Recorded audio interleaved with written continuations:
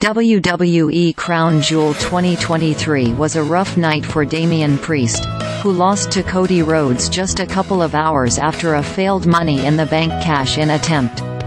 The big win for The American Nightmare marked his fourth consecutive pay-per-view victory and capped off a terrible stretch for Priest.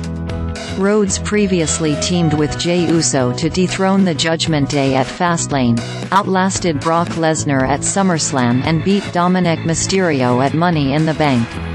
Is WWE re-establishing Rhodes as the #1 threat to Reigns?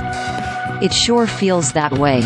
Rhodes may have hit a rough patch following his unforeseen loss against Reigns at WrestleMania 39 and an up-and-down feud with Lesnar, but he's clearly back on track. As Rhodes continues to generate some of the strongest crowd reactions in all of WWE, he is also WWE's #1 merchandise mover and the purest babyface on the roster. However, Rhodes' seemingly never-ending feud with Priest and the Judgment Day has been both a blessing and a curse.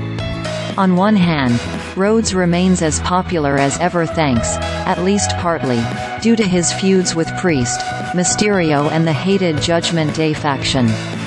On the other hand, this long-running rivalry is clearly on its last legs, which begs the question about what WWE should do next with Rhodes. There, truth be told, are not a whole lot of options for Rhodes to feud with on Monday Night Raw. Rhodes, after all, is reportedly penciled in for a rematch with Reigns at WrestleMania 40, one that will likely be for the undisputed WWE Universal Championship and has Rhodes on a clear trajectory to continue his classes with the Bloodline. Raw, however, doesn't necessarily have the ideal opponent for Rhodes to bide his time until WrestleMania season arrives. A Rhodes vs. Gunther feud would be tremendous, but it would also put WWE in an unnecessary pickle, wanting to protect both Rhodes and Gunther at a time when neither star should be losing.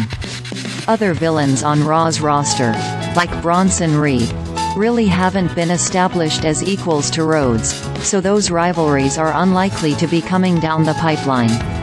Perhaps the likeliest option would be Shinsuke Nakamura, who has recently re-established as a top-level star thanks to his heel turn and feud with Seth Rollins.